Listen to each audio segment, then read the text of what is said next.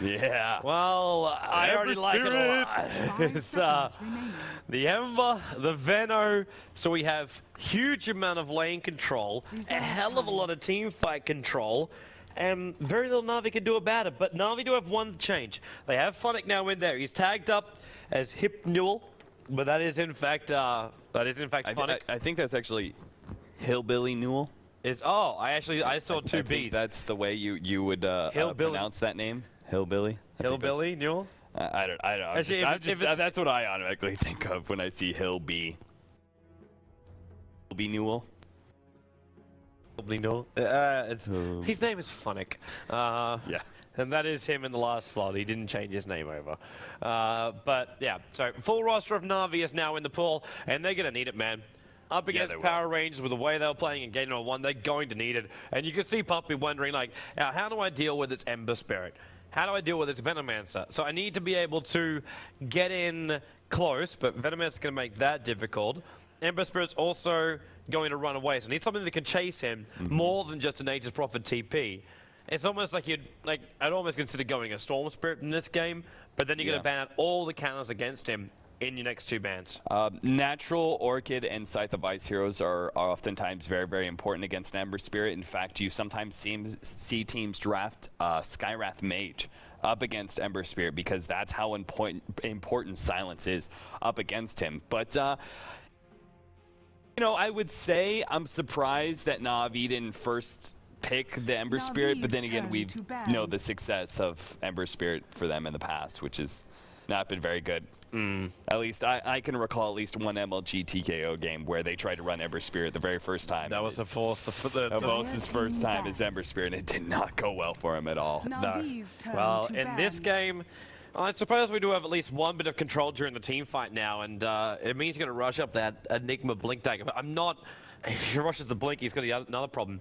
Ember Spirit's going to be able to stun him so easily, and from out of range of the black hole. So this almost feels like a greedy kind of lineup. It's a very it's a very different kind of greed too. Like there's a greed with the channel, the Enchantress, where then you'll have like your jungle options and you'll be able to go from there. But with this kind of lineup, it's an Enigma in the jungle, which basically means you need time to farm. You want to play passive.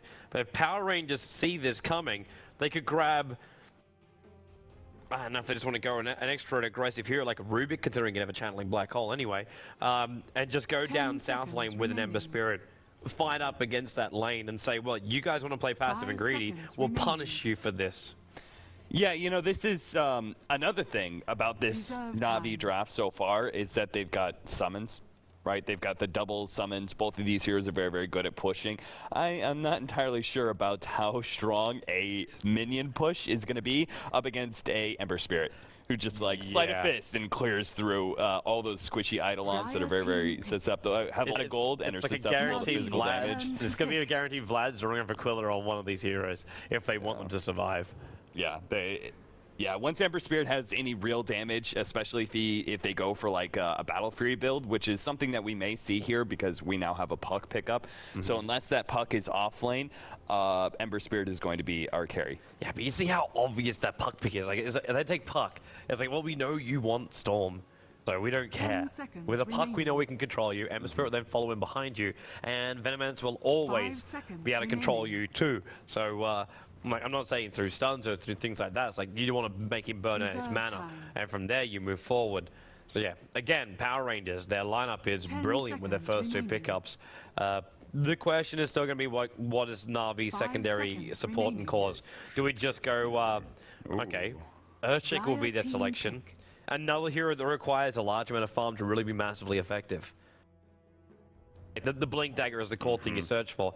I was actually waiting for something more along the lines of like an SK to come up from Navi, because then at least you got the option of throwing him in the jungle if Enigma wants to come out, or so on and so forth.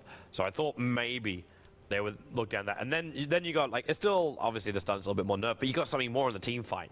You got a combination with the Enigma, but I'll be using the Earthshaker instead.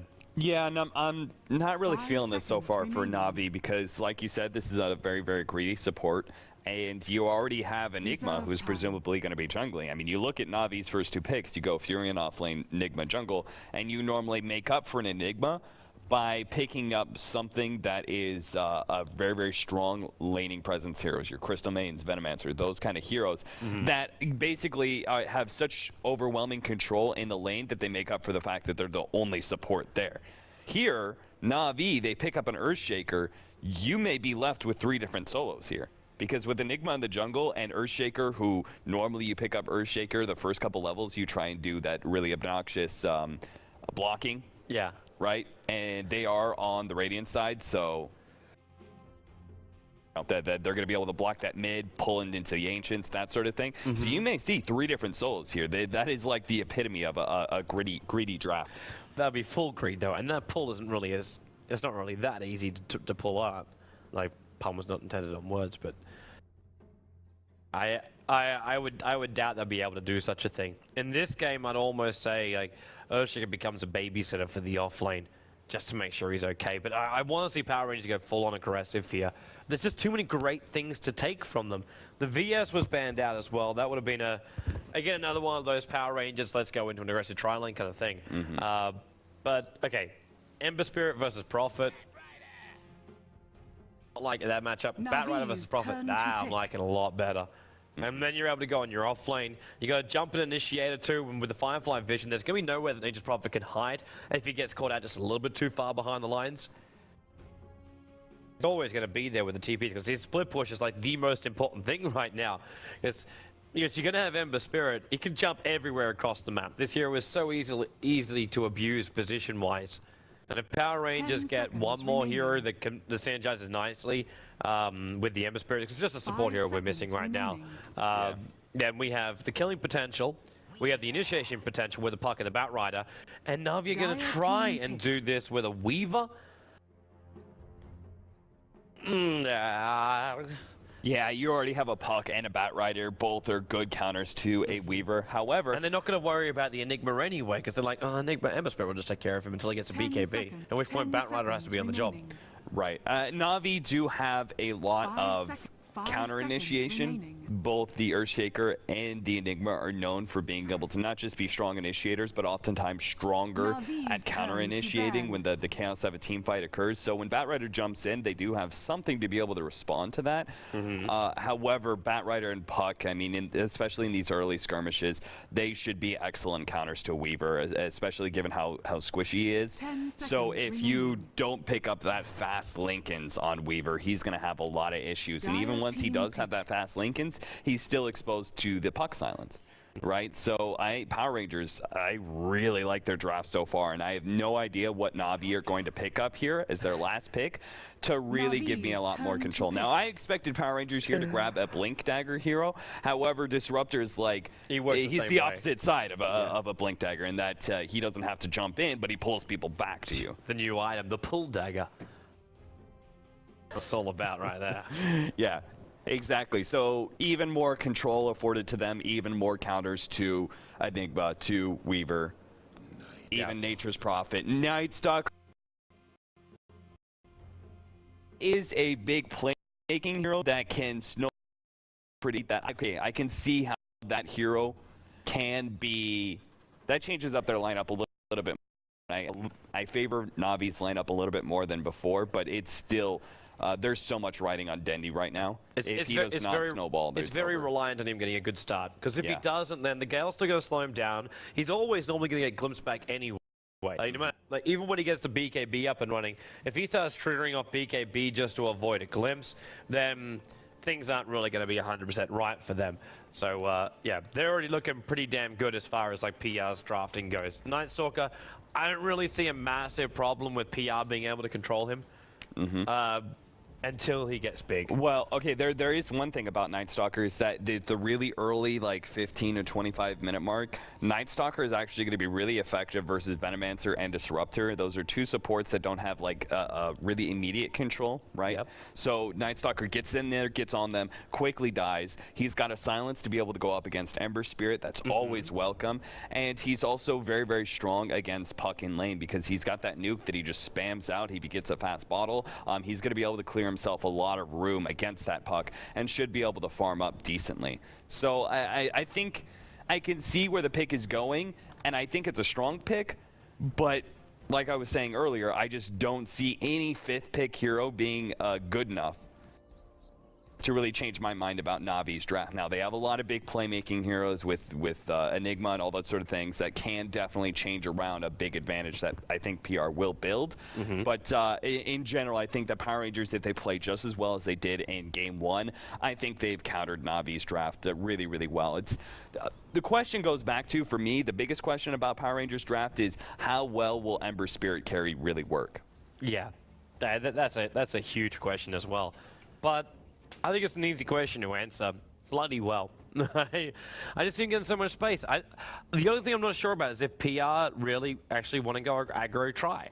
Like, that's where my question is right now. Because if they go aggro try, they ensure the Ember Spirit gets farm. I mean, if they go safe lane, then they ensure the Ember Spirit gets farm. And that may just be worth it for them. But if they go aggro try, they might be able to pick off a lot of kills and get a lot of momentum behind themselves. And then you leave J4 to do his thing up against Aegis Prophet on the top lane. So that's okay. But they're actually going to have Cheshire Cat running out with a bottle rush build. So he's going to be playing the mid-solo Ember Spirit, which puts J4 up on the top lane as a Bat Rider, and then Moon will be joining, Universe style, the off lane as the Puck, with FNG as well as ZXC. So this is the lanes the PR will attempt, and then it will just be the standard stuff out from Navi. Safe lane, Havorst, Weaver, Earthshaker, Kura babysitting him, Puppy on the Enigma. Then we have Dendy as the mid-solo Night Stalker, and Funnick taking his Nature's Prophet. I believe they just want to get vision. I don't know how really, because the Ember Spirit aggressive tri-lane wouldn't work against a Weaver. So I'm not for that. I just really thought they were going to go with the defensive tri-lane, put Bat Rider in the off lane, have him farm up. But apparently they really want him to get that Blink Dagger. Oh, that's a lot of priority. He's going to come through the tree line in a moment. The Fissure is split them. FNG's locked right now with Denny. In fact, they locked him in the tree line. Almost. Kuro couldn't keep the contain there, but the Gale level 1's not going to do anything. First blood goes the way of Navi, and they're going to get through with more. Havorst will pick up ZXC inside the lane. And now aggressive tri-lane goes horribly wrong. They were trying to get him there to block up all of Enigma's camps. That was the goal, and the goal has failed. The goal, if they really wanted to do that, that should have been on Puck. That should have been Puck grabbing illusory orb immediately, them giving him the wards and him just illusory orbing and getting into the enemy jungle as fast as possible, like you see like Weavers and Furions do very early on. But that was a really slow rotation from them. Yeah. And now they actually have to smoke up just to get up their vision, because otherwise they're going to lose. However, the one good thing about this matchup though is that while the aggressive tri-lane is questionable, the mid matchup is really good for Power Rangers. Yeah. Denny doesn't want to get in close to farm up, but in fact, they're already looking to capitalize on this. They know Denny got the kill, which means he got a very early bottle, but he's already used his Void, being very over-aggressive. Cheshire Cat, they've got to be able to connect this Gale, and they got it. Wow. Thunderstrike will connect too. Cheshire Cat's just backing up because he knew the second Void was coming. I think he overestimated the damage from that one, and Denny attacks uphill, and then just fists Dendy into the earth. That's perfect, because the big opening for Dendy was level 1 and 2, where his nuke would kill Flame Guard because it's only 50 magic absorb at level 1. Yep. Once he gets to level 3 though, this lane's going to get a lot harder for Dendy, and then level 5, this lane's pretty much impossible. Melee versus melee is usually, in fact, it's always guaranteed that Ember Spirit will win that lane, because Flame Guard is just so strong. There's very few melees I can think about that can really contest it, and Night Stalker could be one if he really pushes his advantage at level 1, but Power Rangers have just beautifully countered that with the good smoke.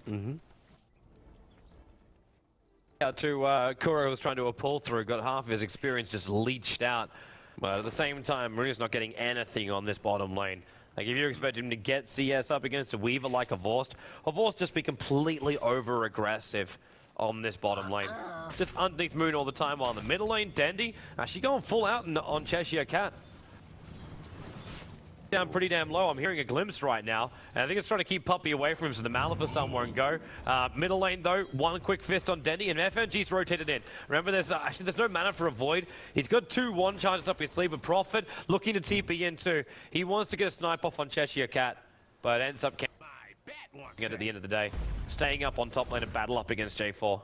Yeah, Cheshire Cat, I think this is a really greedy build from him. He went at level 3, a level of Searing Chains, instead of getting that second level of Flame Guard. I think that was really necessary for him. That's a very, very greedy build. Oh, ZXC, Danny's on the right now on the middle lane. Kuro's in love the Fissure, but the Gale connects on both Kuro as well as Danny. Puppy's going to come into Malavus on the Ember Spirit. Already fists him up, and Dandy, he'll actually end up going down right now. Cheshire Cat not looking too healthy. The attack from the conversion, not enough. 20 light points.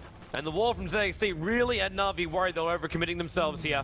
As Prophet from behind. Yeah, easy snipe out kill. Double kill for him because he also grabbed the Ember Spirit as he was running away. And now is coming in for the Disruptor. Kuro, the attack from the tower, not enough to kill him. He's down to 15 life points and 8 mana. That's sticking to the end. The wall comes up, not fast enough though. So Funnick running away. Ember Spirit's right behind him though, so he won't be able to just sprout up and keep Cheshire Cat away. But puts up already the shield. Is Funnick thinking about denying himself off to the Wild Wings? I think he's considering it. The support coming in from Puppy, Cheshire Cat, and Malavus stunned up. Then he's going to also arrive. There's your first sprout. They hit him from range into a void, and Cheshire Cat's overcommitted himself. Bottling it up. The Prophet will take another kill. That's 3 in a row there for Funnick. Outragers just kind of falling apart right now.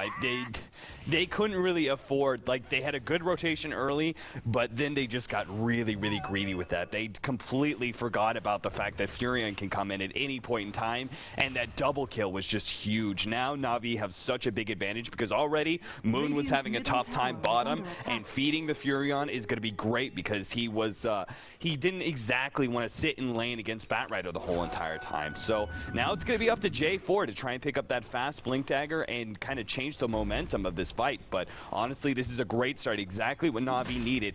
Early kills for Night Stalker and just kind of shortening out this laning phase for him. Yeah. The crazy thing is, it's only kills for Night Stalker, 1, but obviously it's still something. But it's the fact that we are here in nighttime now. So the nighttime transition comes in with Dendy already up at level 5, which obviously he got a very good start considering he already got himself a kill at the start and going into the bottle and all that kind of jazz. But it's a transition, they just want to keep going. Prophet, TP is in, and they found the Disruptor. The wall will go up, ES is waiting on the Fissure, the Glimpse. Well, Funnick had been there long enough, but he wasn't taken back, and now they just move over to FNG. Dendy, Void, he needs vision around the corner, gets the vision, Void out quick. Funnick will actually take the double kill from this one. Cheshire Cat still trying to bound up, Batrider comes in, but Malavus Stun's going to keep him away. He's got a lasso possibility, but with phase boots on Funnick, he's almost able to outrun J4, but unfortunately for him, there is of course that wonderful thing. Is it null? No. Ember Spirit ensures that one. There's a wonderful thing called Sticky Napalm. But they take so long just running off the Prophet. It's great because it's 620 gold going the way of Ember Spirit because of that kill. But they take some damage to the tier 1 tower, and Mavor still farming on bottom lane.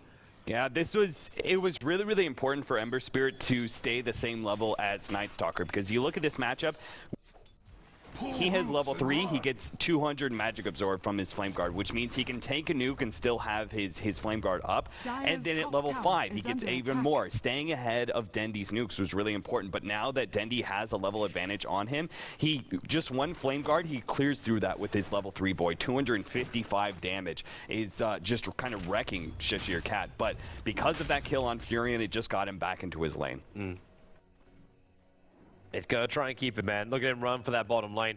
It moves faster than Ember Spirit, but he'll have to avoid him if he wants to reach that regen rune in time, which he will not. And then he doesn't really have much more than this. In fact, he's going to have to void, but his movement speed won't save him. One last attack gets rid of Dandy, and well, that was a very hopeful run for the rune. Yeah, I'm not sure what Dandy was thinking. He had vision too, because the Observer Ward was here. He saw everything, clearly. I don't know, but Cheshire Cat wants to really get more aggressive on this. Top lane. Yeah. And that's who he's going for. He's going to try and drag on Funnick. So there's your first stun with the chains. And now he's still got Fist. In 3 seconds time, he's got Fist. Drag it back. Then he will join the top lane. J4 taking up the tower the entire time. He's getting up the hill, but he'll still go down. Then he'll take the solo XP from that. Void's available again. Still 3 bottle charges also available for Denny. It just beats into Cheshire Cat. Comes for you. While Enigma is in fact killed off the puck. Is that it? Yeah, it was a black hole commitment on the bottom lane. Dire's bottom tower is under attack. So black hole time lapse was used. There's not enough mana for another Fissure on bottom lane, but they're actually TPing in the Prophet. Puck brought back to try and fight this bottom lane. FNG's already out of mana now. That Gale was his last thing he gave to this bottom lane. Dire's bottom tower. Fourth wants to kill. Sprout on Wow. Moon. They need the fissure. It will connect. Moon, able to face shift. Manifest done as well. Moon's dead. Puck lit up the Dream Core before death. They both will take the stun because they both want to move away. Remember, the TP delay is still there from the previous TP, but Ember Spirit jumps down. Funnick into the corner. He's got no other real choice but to TP himself out. There's your chain. Holds him there. Havorst can have some time though to dish out some damage. No time limits available, so he won't overextend himself. Meanwhile, up on top lane, Dendy pushing a tier 1 tower. Top tower is under attack. Yeah, I really like Dendy's really early phase boots here was a very, very smart idea by him. He knows he needs that physical damage very, very early on. And this will allow him to be able to put in a lot pressure on a lot of these supports, even if it's daytime. Yep. So he now picks up these early items, now picking up an urn and those sort of things. So he has himself enough sustain. He's going to buy his teammates a lot of room. And Navi are actually already doing a very, very good job farming up well on their supports. Right now, it's 8 minutes in. You have a level 7 Enigma, and Earthshaker, who's been sharing a lot of this experience, is at level 5. That's very, very impressive because Earthshaker is not a hero known for being able to pick up a lot of levels early on. But they did a good job pulling. They did a good job farming up the jungle, and that is one big advantage of an Enigma, is if you're willing to share your experience. Enigma is actually one of the fastest junglers out there. So if he can share that experience with a support that is a little bit greedy, like an Earthshaker, as long as you're uninterrupted in the laning phase, you can actually get way far out ahead, way more than normal. Yep. You're talking about levels, man. That Venom answer is really, really low. I mean, just watching him, he's hovering around the mid lane trying to be useful, but he's basically got a 1-1-1 build. This is not useful for anybody. In fact, just because like Gale is used as a dot effect, even if it does no damage, it just adds even more possibilities for PR to not get an advantage during a fight. Yeah, so now you can actually have denies go down even though you're not doing any damage. Yeah. So he needs a second level in this, and if he doesn't get a second level up in the Gale, he needs the points up in the ward, so then they can hold towers, they can hold positions. Even if it just means you just put a couple of wards up here and you just start pulling. Even with level 1 wards, it could be enough. Gotta find those levels on a Venomancer. You can't have underleveled supports in this game. Night Stalker will just eat them completely every single time, and not to mention him, Nature's Prophet. We kind of forget a little bit about Funnick. I say forget, he's been in almost every single fight. But he's about to crack level 8, and he basically has almost enough for a hand of minus. With this camp right now, he will have enough for a hand of minus. This is a little bit later than I was probably expecting, but for someone with 3 deaths to his name, basically got 6 kills to balance it out, but still, 10 minutes in will be his hand of minus, or roughly that. Yeah, and with an early mech up, their summons push is actually going to be really, really dangerous. Because the mech, if they could time it right, those creeps up to full health after a puck orb or something like that, they won't be able to just puck orb and slide a fist and clear through all of those minions. So they're actually going to be able to take a lot of tier 1 and tier 2 towers, I think, off of this. And this means a faster BKB for Havorst. It looks like that's what he's going to be going. He would love to go Linken's normally, but not only do you have the puck silence, but that last pick from Power Rangers, the Disruptor, you have to go BKB against that. You just can't. You just can't consider a Linken's because those 2 AoE silences will completely counter you. A missed call came out. Boss has basically backed up the entire way. They saw him for a moment, Power Rangers. 4 men smoked up, trying to come for a gank. Now, Moon is still quite visible up on the top lane, but Navi realized the problem. Then a boss, well, maybe doesn't realize it enough. Dragged back, locked inside the silence, and Ember Spirit will take the kill on him. 4 men smoked, they pick up a Vorce, that's a good thing for them. But he also spent his money before he died. So he has the Ogre Club right now over on the Courier plus a new TP scroll. So not a whole lot of gold lost for him, but I still think that a majority is going to be Navi pushing in during nighttime with Dendy being really, really aggressive, has that big advantage, and then from there they're going to turn that into a lot of tier 1 towers. That's where their gold's going to come out for Havorst. So even if they shut him down now, you're going to find just all of a sudden like 2,000 gold within the space of 3 minutes is going to go the way of Havorst due to all these towers going down. We already have the first one, and we're right about to kick into nighttime. Yeah, good time for rotations for Navi. And PR, you're right, they need to do so much more damage. These towers need to drop. But there's a lot of momentum up on top lane still, and someone's going to go up there and deal with it, even if it's just the trees and the conversions. And because of that, Dendy, look at just making a beeline. It's going to be careful, though, because all the PR are 5-manned. They're 5-man behind their tier 1, almost on their tier 2 tower in the middle lane, apart from Cheshire Cat. He's got a haste rune, so it's understandable his confidence. But they're not showing themselves up on the top. Because of this, like, I think they're worried that Navi was still up here and looking to initiate. Yeah. But they've lost half of the life points out of this top tower because they didn't know. There's no vision around that point. They see now Denny's in mid lane because he walked past the observer ward that's watching the top river. But they wasted a lot of time.